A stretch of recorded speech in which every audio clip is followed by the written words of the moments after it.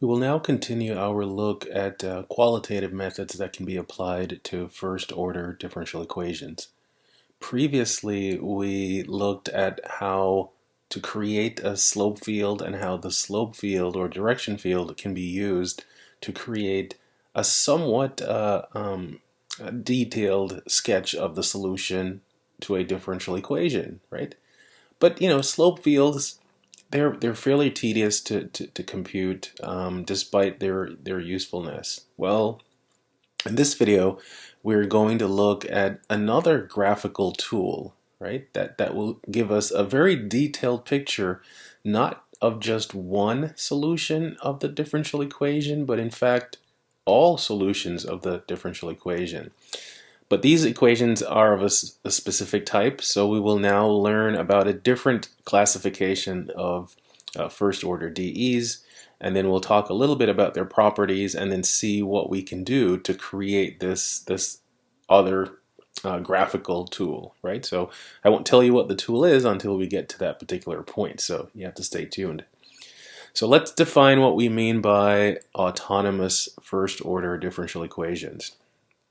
Well, what do you think about the word autonomous, right? Autonomous, it has several meanings, but probably the more general meaning is the freedom from the influence of some external force, so like you're almost independent of something, so for instance, when a country gains independence from some mother nation, then they've suddenly become autonomous of that mother nation, right? Well, I mean, it's kind of a stretch, but I think there is a connection between that general definition and the definition that we're about to give. Well, let's see if you agree.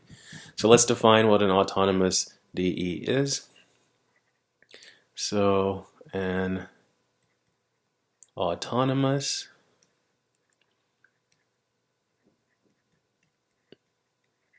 first order DE is one in which the first derivative, so the first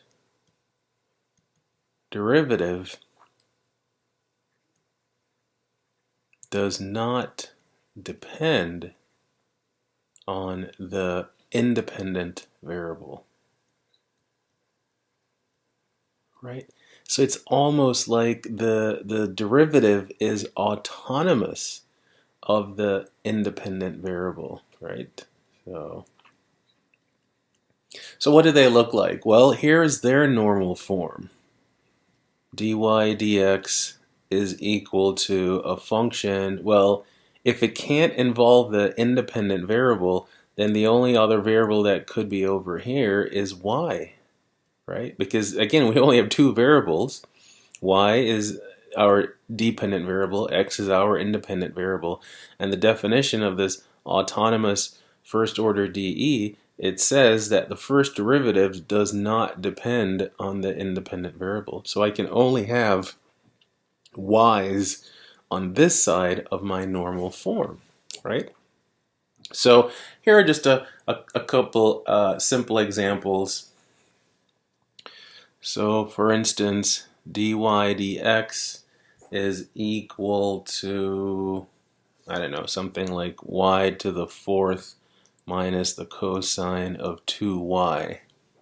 This type of differential equation is autonomous because, again, there is no x, there is no independent variable on the right-hand side. So this is autonomous, right?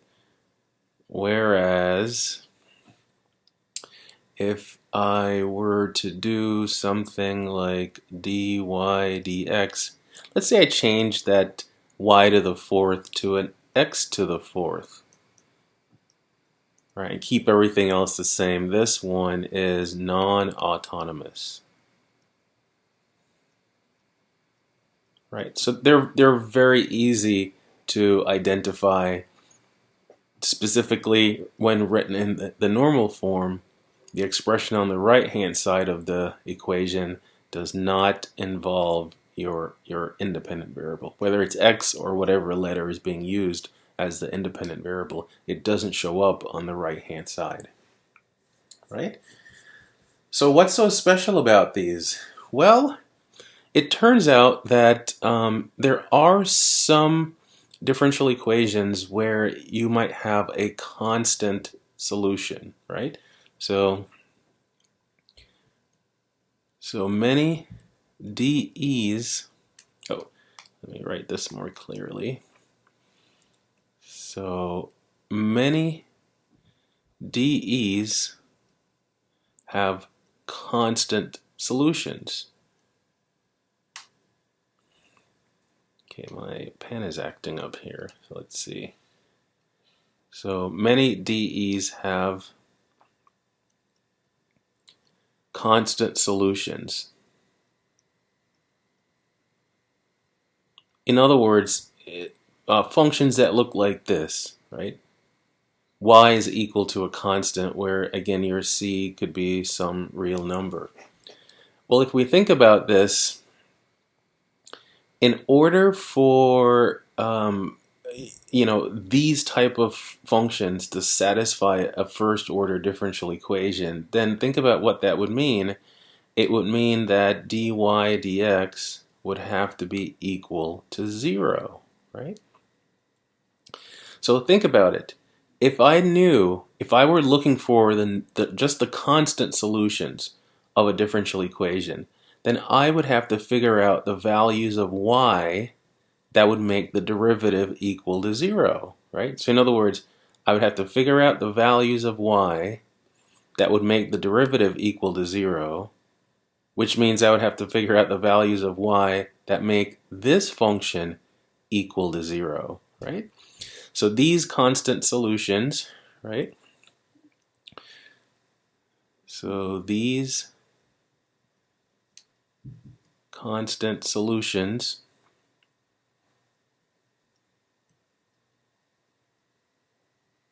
are found by doing exactly this, by setting dy dx equal to 0, and in the autonomous case, you'd be solving for the y value. And that's exactly what we want. We want to know what is the constant value of y that would make both sides of the equation equal to 0, right?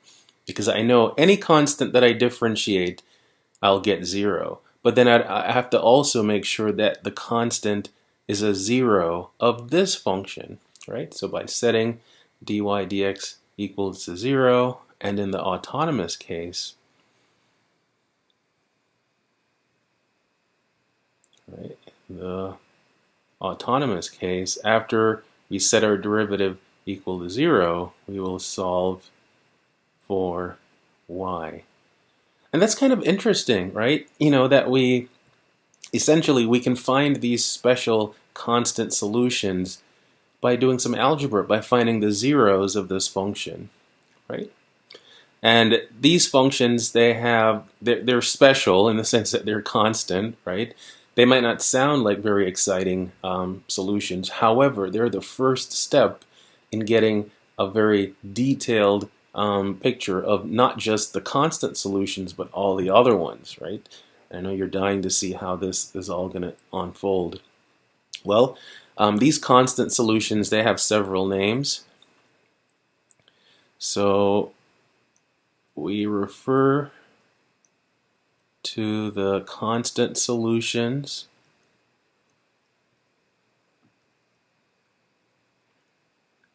as either equilibrium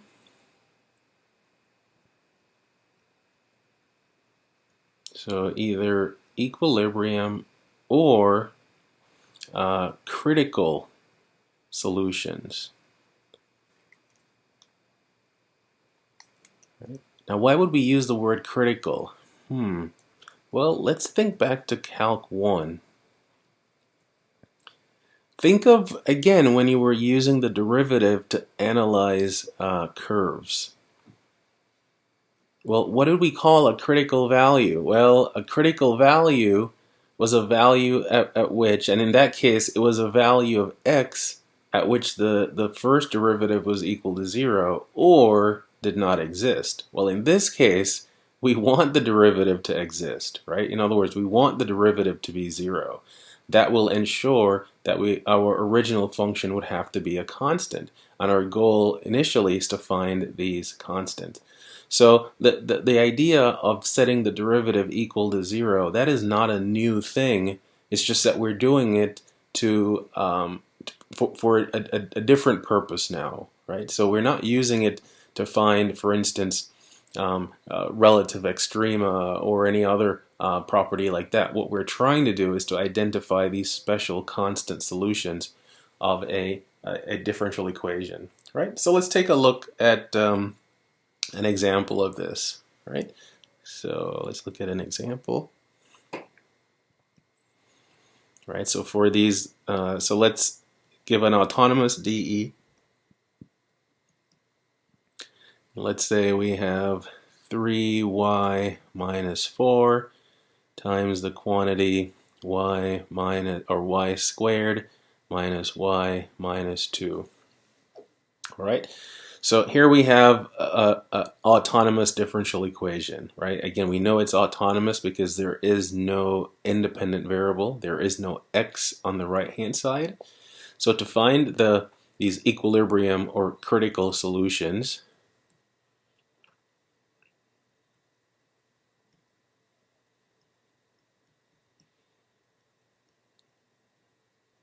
right? So to find the critical or equilibrium solutions,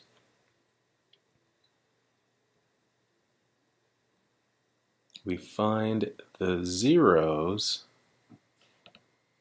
of that function, that in this case it's a polynomial, of the quantity 3y minus 4 times the quantity y squared minus y minus 2, right? So we set this equal to 0 and see what the possible constant solutions are. Well, it's partially factored, right? Because we see one factor there. The question is, can this quadratic be factored further? And I think with a closer look, I think you'll see that the answer is yes. I can factor this further as y minus 2 and then times y plus 1, right? So that's our fully factored function. And remember, this represents the derivative, right?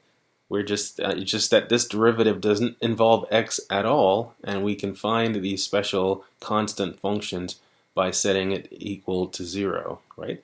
So that means either 3y minus 4 is equal to 0, y minus 2 is equal to 0, or y plus 1 is equal to 0. So right away, just by doing a little bit of algebra, we've now found 3 solutions to this differential equation. Y equals 4/3, y equals 2, and y equals -1. Again, why do these special values work? Well, think about it now. If I were to take the derivative of this, then the left-hand side would be equal to 0.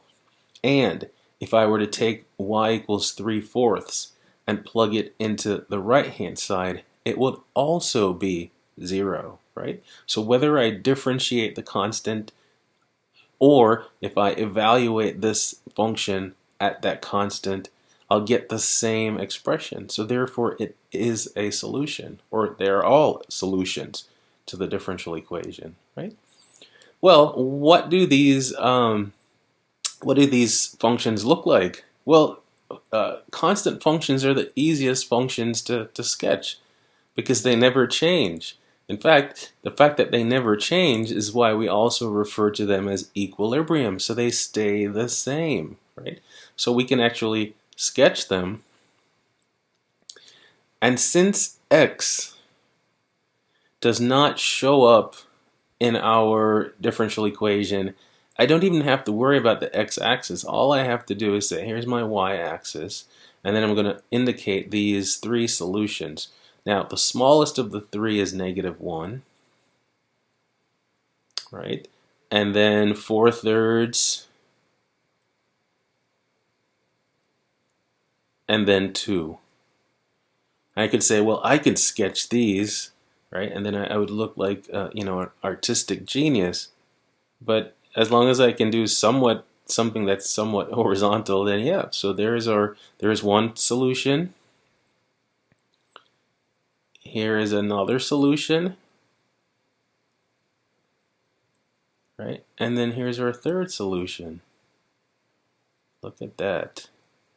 By finding the zeros of, again, it has to be special in the sense that we can't have x's here, but in fact, many important applications in differential equations are autonomous. And then we have this, right? So we found 3 solutions. They're all constant solutions, right? Well, what else can we do? Well, then we might ask ourselves, what about all the non-constant solutions? So what about all the functions that aren't always the same value? What do they look like, right? So, well, let's write that question down and see if we can come up with an answer. So what do all the non-constant solutions to this differential equation look like? So what do all the non-constant solutions look like? Well, again, if we want to come up with a representative graph of all these solutions, let's think about it for a second. We have the derivative, and previously when we were talking about slope fields and other qualitative properties that the derivative can inform us of, well, we can figure out, for instance, if functions are increasing or decreasing. So let me restate the derivative. Right, and here is it in its factored form. Right, so we know these 3 numbers, right, will make the derivative equal to 0. So we have all the constant solutions. But you notice it's almost like these constant solutions, they have broken up the xy plane. I know I didn't draw the x-axis. We don't need to draw the x-axis because x doesn't affect this. It's only the y that we need to keep track of, right? But we know that this is a plane, right? And we can sketch curves in the plane. So the question is, what happens if you have a solution where the y, let's say the graph of the solution passes through a y value that's bigger than 2? So what happens if the solution is above this horizontal line? What if the solution is stuck between these 2 horizontal lines? So what if it passes through a y value between 4/3 and 2? And similarly, what if it passes through a y value that's between -1 and 4/3, right? We know it can't be another constant solution because we've found all the possible constant solutions. These are the only 3 values of y that will make our derivative equal to 0. So what about the other ones? Well, what we can do, again, is use this qualitative approach and say this. So if y, so let's say if y0 is greater than 2, ask ourselves this: what would the value of the derivative be if you had a y value that's greater than 2, right? Well, this is where you can use like a test point. So I'm going to say y equals 3, right? So if y is equal to 3, then dy dx is, so dy dx would be what sort of number? Well, let's see. This factor here would be positive. So I'd have a positive number there. The middle factor would also be positive.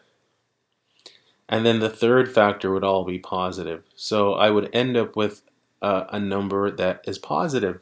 So what it means is, if your solution passes through a y value that is bigger than 2, it has to be decreasing. So has to be increasing. So any solution that passes through a y in this part of the xy plane would have to be an increasing function.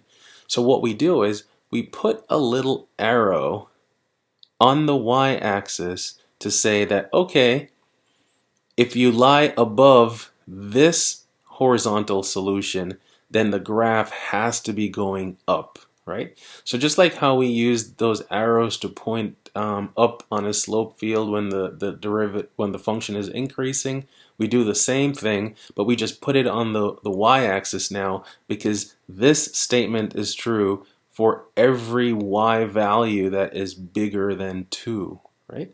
So we put a little arrow there indicating, well, if it's not a constant solution and it happens to lie in this part of the plane, then the solution has to be increasing. And we repeat that for all the other subintervals.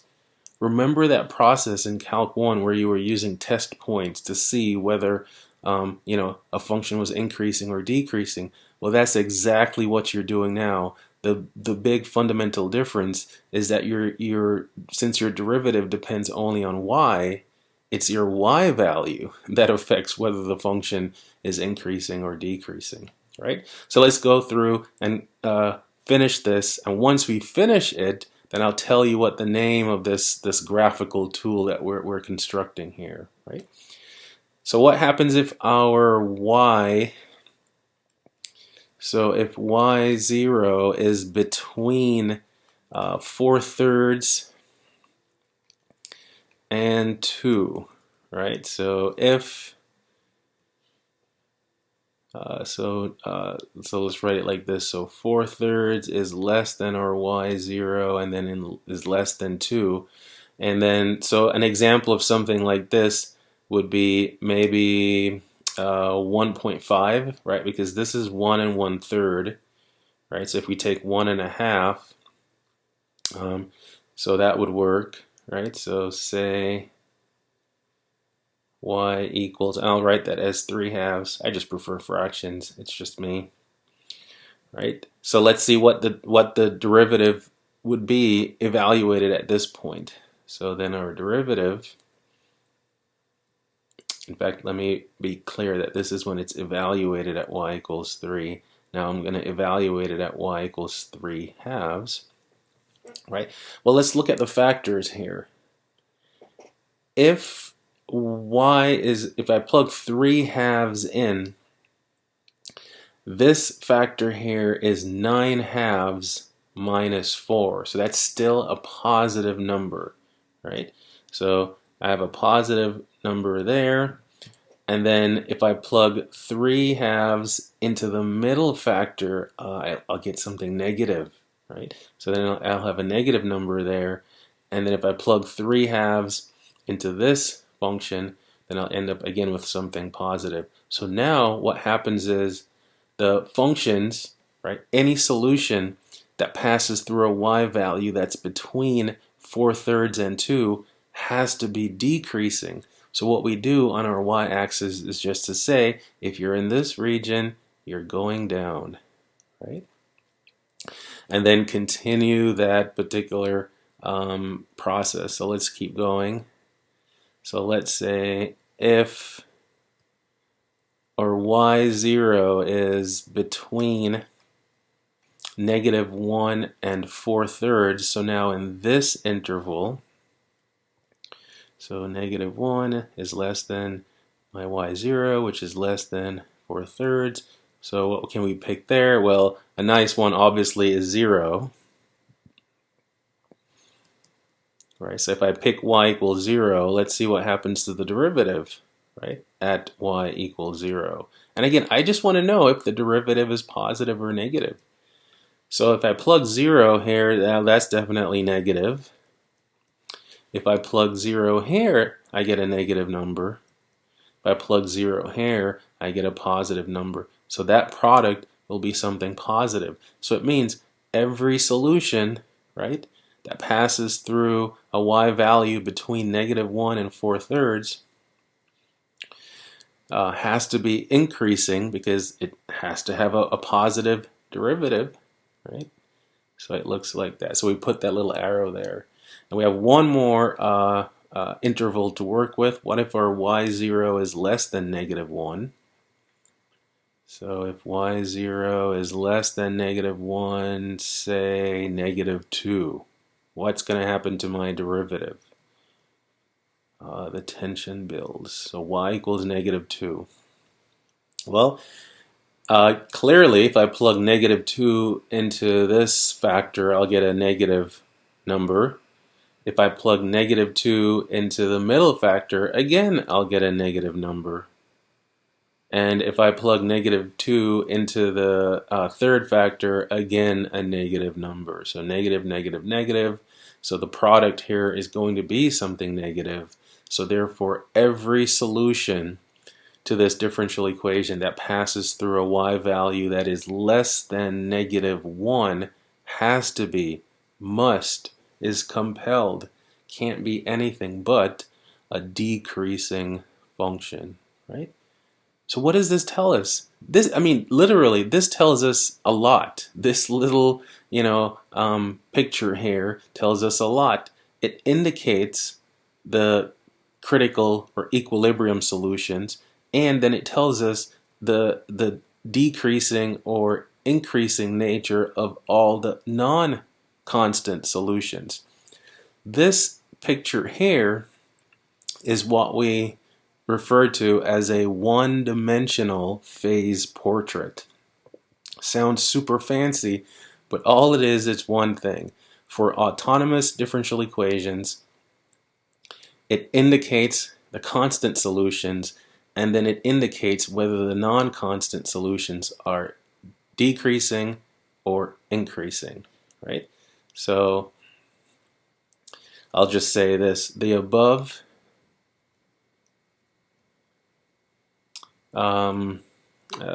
let's say, I don't want to say,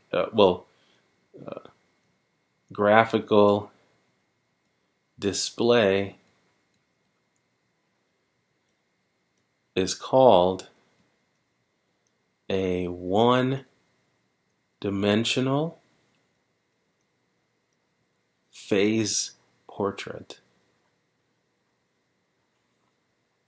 It's one-dimensional because it only depends on one variable, the y variable, right? So we only need the y-axis, and it shows, like I said, those one or two key things, depending on how you want to say it, or two or three.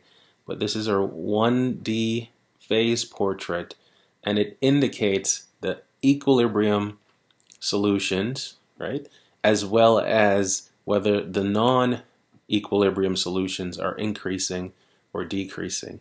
But not only that, since we know, for instance, any function that passes through this, or a y value that's down here, that has to be decreasing, right? It has to be decreasing for over the entire plane, right? It can't go up, right? It always has to be going down. We can actually sketch representative non-constant solutions that would lie in each of these four regions, right?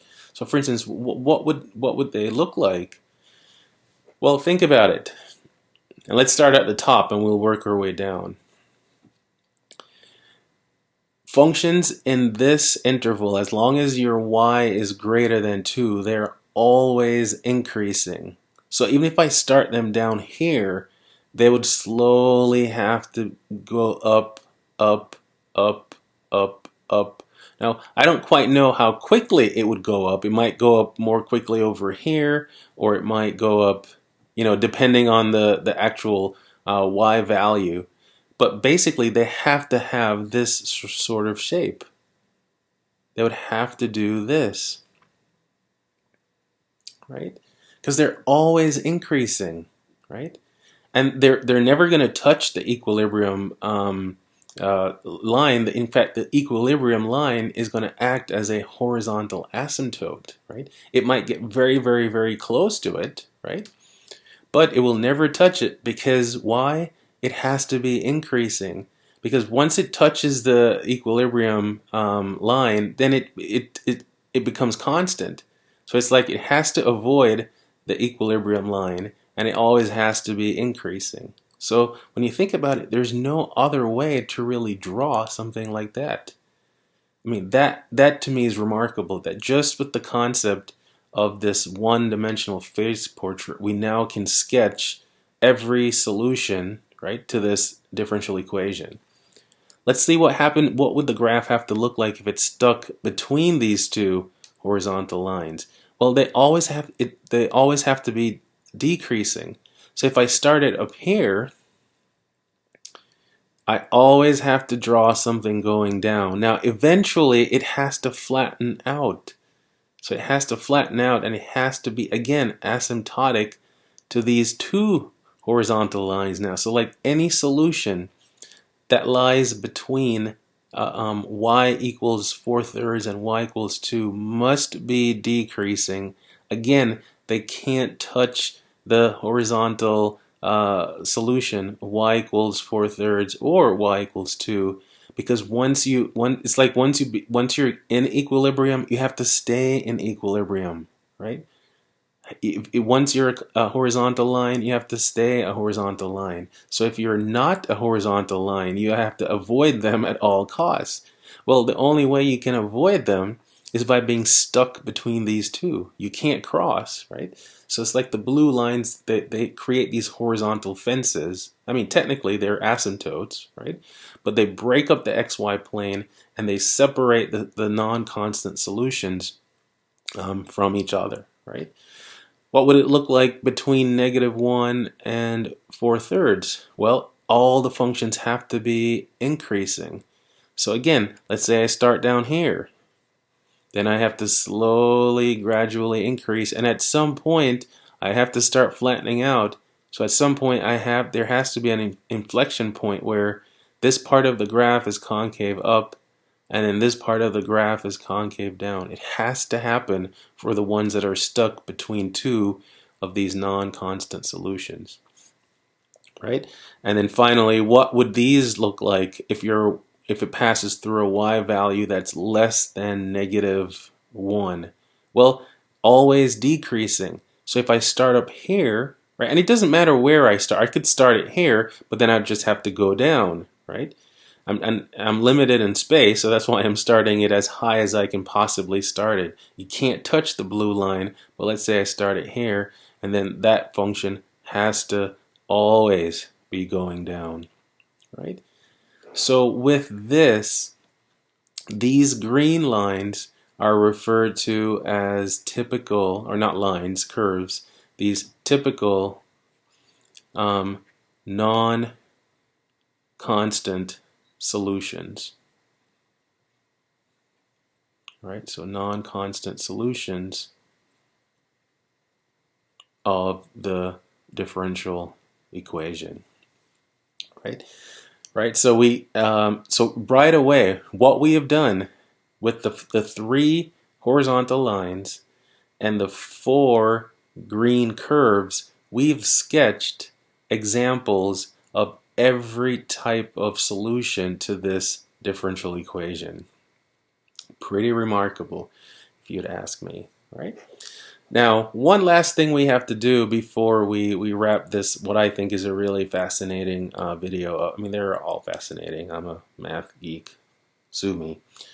But the one other thing that we can say is, do you notice that as you go from left to right, some of the blue lines, as you go from left to right, the distance between the blue lines and the green curves, that distance is getting bigger, and then other ones, that distance is getting smaller. So it's like some of the blue lines, it's almost like they're drawing or they're pulling the non-constant solutions closer and closer to them, and then others are pushing them away, right? So we can actually describe that particular feature of these equilibrium solutions.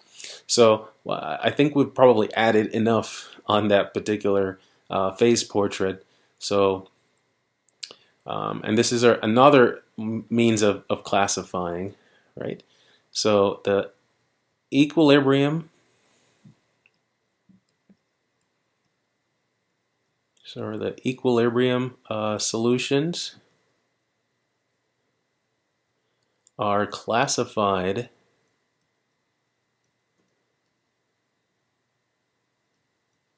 as follows. All right, so let's say I'm just going to draw like 4 different possibilities, and then show you what the equilibrium or show you how they're classified. So let's say this is y equals y0. This is one of our equilibrium solutions. If the arrows go like this, where the functions above the equilibrium solution, if those functions are increasing and the ones below are decreasing, then it means as you go from left to right, the ones above and the ones below are going to be pushed away from this horizontal line, right? So what this means is, so we say that y equals y0 is, we describe it as a repeller because it's like it's pushing the curves away. In fact, let me draw the curve so you can see. So in this case, it would be like this, and then like this. So as you go from left to right, you can see the green curves are being pushed away from that horizontal equilibrium solution. So we describe it by saying that y equals y0 is, we say it 2 ways, is a repeller because it pushes things away from it, right? So is a repeller, or the fancier word is we say that it is asymptotically unstable. So, or is asymptotically unstable. Unstable because it's pushing everything away from it. Think of it like an explosion and things just, going off in all directions, but away from the source of the explosion. So that is a sign of instability. So we say that it is asymptotically unstable, meaning over the long run, if I continue to go further and further to the right, the green curve above will just continue to get higher, so further away. And so will the green curve below. It will just continue to get lower and lower, again, further away from that equilibrium solution, right? So we classify it as either being a repeller or asymptotically unstable. Well, think about another scenario. You could have your equilibrium solution that when we construct our phase portrait, we have arrows that go like this, where now those would look like this, right? So instead of being pushed away, these are being pulled towards the equilibrium solution. So again, we'll have one of our constant solutions there. If this is the pattern that we see around this equilibrium solution, we describe them as being an attractor. So y equals y0 is an attractor, right? Or is asymptotically stable, because everything wants to be drawn towards it. So that's a sign of stability as far as differential equations is concerned. When all your solutions want to come hang out with you, then you are asymptotically stable, right? Well, there's one other possibility that can be represented in different ways. What if instead of the arrows either going in opposite directions like this, away from, or towards, what if they're going in the same direction? That can also occur. You could have a situation where, again, this is your y0, and you could have some of the curves are going away from it like this, but then others are being drawn toward it like that. Or it could be flipped. right? Where it looks like this. Again, this is our constant solution or equilibrium solution, and then the direction now would be down, down. So here are this is typically what these would look like. So in one direction, it's being pushed away, and then in the other direction, drawn towards. And then here, drawn towards, and then here, being pushed away, right? These are possible. Now, we don't distinguish between whether it's up, up, or down, down, but we classify these equilibrium solutions as being semi-stable, right? So in both of these, we say that y equals y0 is semi-stable. So it's not fully stable because one of the curves is being pushed away, but only one is being drawn towards. So we use the phrase semi-stable to describe these, right?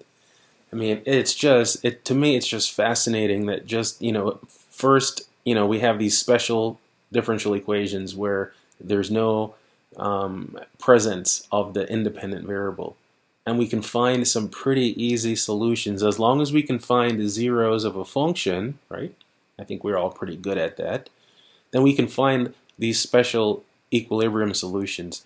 And then just using our knowledge about the fact that the derivative tells us when functions are increasing or decreasing, we can then suddenly get a picture of what all the other solutions are doing, what they're doing. Not just the constant ones, but the non-constant or non-equilibrium solutions.